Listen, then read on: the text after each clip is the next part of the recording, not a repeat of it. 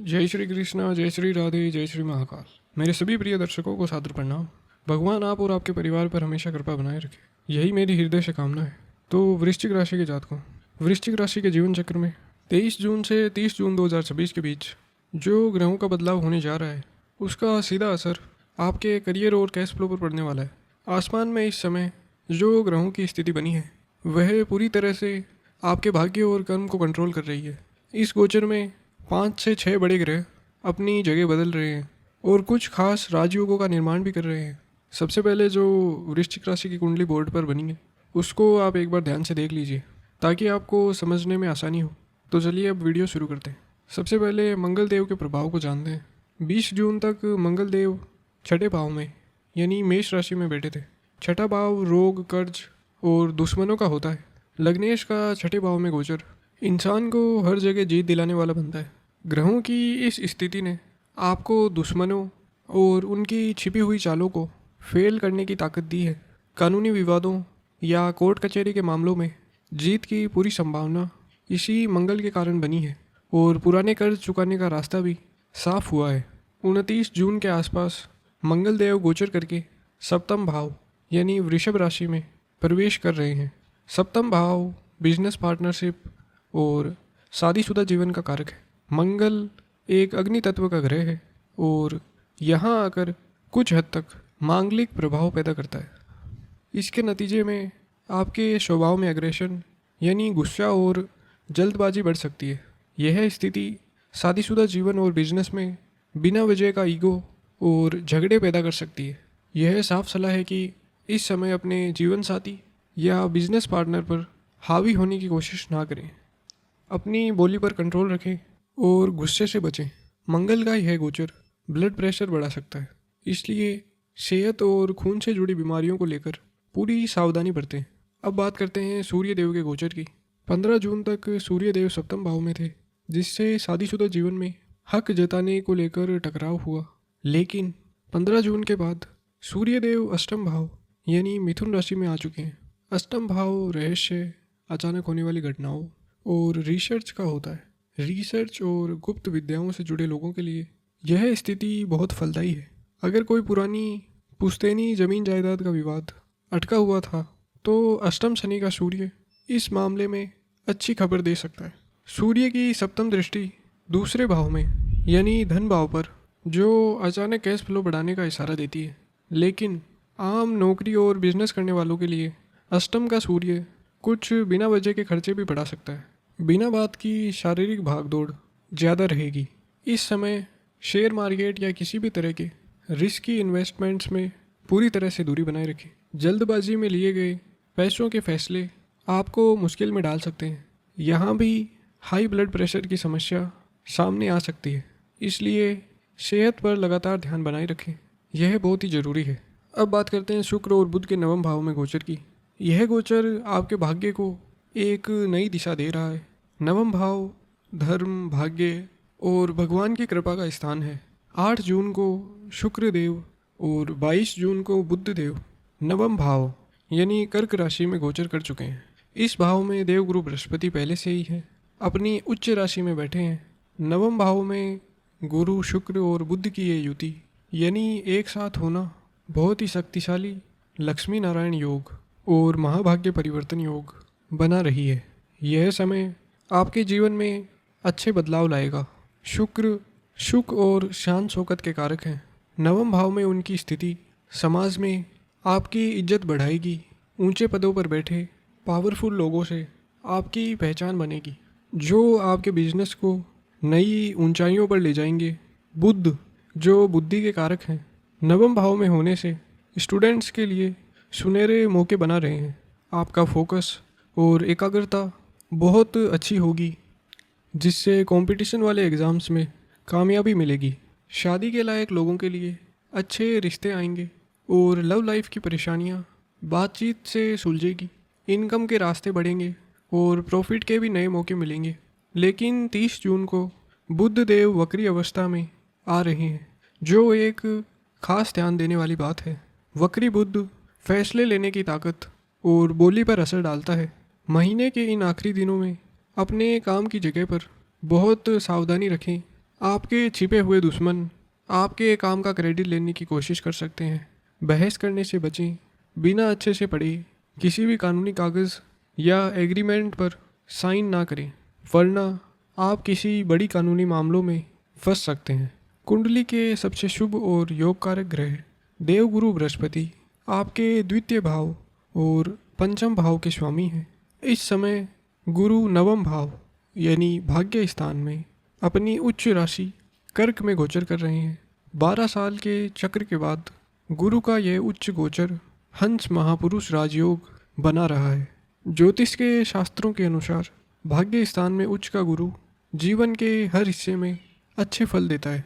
आपके जीवन में पिछले कुछ समय से जो संघर्ष और रुकावटें थी, गुरु का यह गोचर उसे ख़त्म कर देगा। यह आपके भाग्य के पूरी तरह चमकने का समय है। परिवार और रिश्तेदारों का पूरा सपोर्ट मिलेगा।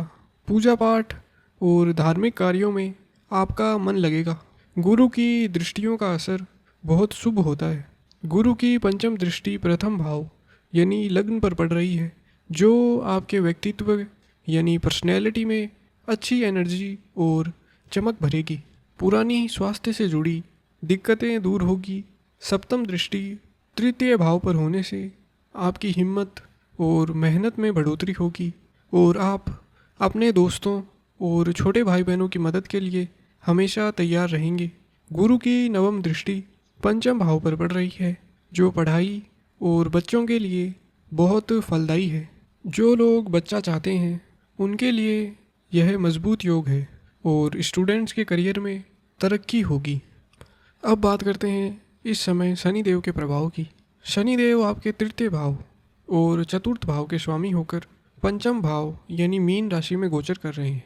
पंचम भाव में शनि की मौजूदगी आमतौर पर पढ़ाई और रिश्तों में देरी लाती है, लेकिन अभी के ग्रहों के हिसाब से उच्च के गुरु अपनी नवम दृष्टि से शनि देव को देख रहे हैं। गुरु की इस शुभ दृष्टि के कारण शनि का बुरा और कठोर असर बहुत शांत हो गया है। इसके नतीजे में शनि देव रुकावटें डालने की बजाय आपकी कामयाबी का रास्ता खोलेंगे। यह गोचर प्रॉपर्टी, गाड़ी खरीदने और फिक्स इनकम के लिए बहुत अच्छा है। राहु और केतु की स्थिति के बारे में बात करें तो राहु चतुर्थ भाव यानी कुंभ राशि में और केतु दसम भाव में बैठे हैं। चतुर्थ भाव माता, सुख और घर परिवार का होता है। राहु का यहाँ होना दिमागी उलझन और परिवार में थोड़ी टेंशन पैदा कर सकता है। अपनी माता की सेहत का ध्यान रखें। प्रॉपर्टी या रियल एस्टेट से जुड़ा कोई भी सौदा करते समय कानूनी कागज़ों की अच्छे से चेकिंग करें। दूसरी तरफ दसम भाव का केतु आपको धर्म और गुप्त विद्याओं की तरफ खींचेगा। काम की जगह पर आप पूरी ईमानदारी से काम करेंगे और फालतू के दिखावे से बचेंगे। चलिए अब आगे बढ़ते हैं और गोचर की बारीकी से जांच के लिए नवतारा चक्र और नक्षत्रों की गिनती बहुत ज़रूरी है। अगर आपका जन्म विशाखा नक्षत्र में हुआ है तो 11 जून तक सूर्य बुध नक्षत्र में थे, जो तकलीफ़ देने वाला था, लेकिन अब स्थिति अच्छी है। मंगल 16 जून तक प्रेतरी नक्षत्र में थे, पर अब वे अच्छे फल देंगे। शनिदेव पूरे महीने विपत नक्षत्र रेवती में गोचर कर रहे हैं।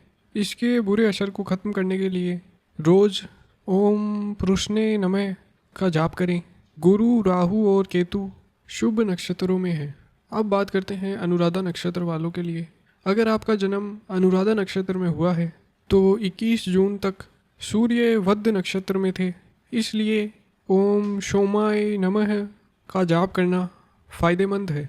मंगल प्रेतरी नक्षत्र में है, जिसके लिए ओम अग्ने नमः का जाप करें।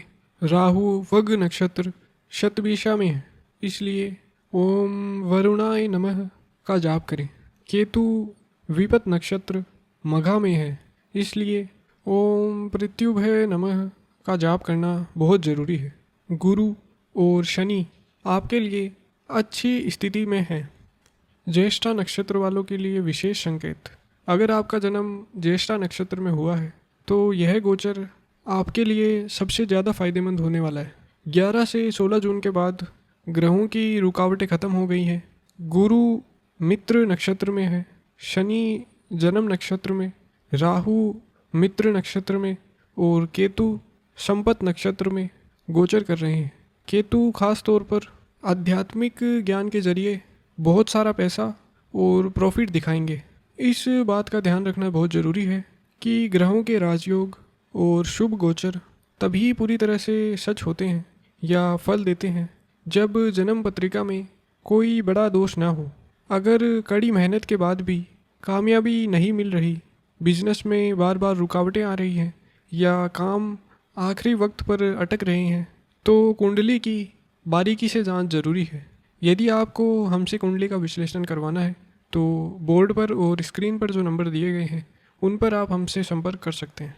अब बात करते हैं गोचर के असर को पूरी तरह से पाने और ग्रहों की रुकावटों को शांत करने के लिए शास्त्रों में बताए गए उपायों को करना चाहिए। गुरु के अच्छे गोचर का फ़ायदा लेने के लिए रोज़ भगवान शिव के मंदिर में शिवलिंग पर जल चढ़ाएं और ओम नमः शिवाय का मन में जाप करें। यह आपके नवम भाव को बहुत मजबूत बनाएगा। राशि स्वामी मंगल देव को शांत करने के लिए और अच्छे असर के लिए सुबह और शाम के समय हनुमान चालीसा का पाठ करें। मंगलवार को गौशाला में गाय को गुड़ खिलाएं और हनुमान जी को सिंदूर तथा लाल फूल चढ़ाएं। इससे मानसिक टेंशन और दुश्मनों की रुकावटें खत्म होगी। अष्टम भाव के लिए सूर्य के बुरे असर को कम करने के लिए सुबह के समय तांबे के लोटे से सूर्य देव को जल अर्थात अर्घ दें। वक्री बुद्ध की शांति के लिए बुधवार को गाय को हरा चारा खिलाएं और साबुत हरी मूंग दाल का दान करें। इससे आपकी बोली और फैसले लेने की ताकत में सुधार आएगा। अपने कर्मों पर पूरा भरोसा रखें, सच्चाई के रास्ते पर चलें और भगवान की शक्ति पर अपना विश्वास बनाए रखें। ग्रहों का यह बदलाव आपके जीवन में ठहराव, सुख और तरक्की लेकर के आएगा। भगवान आपका रास्ता आसान करे। धन्यवाद।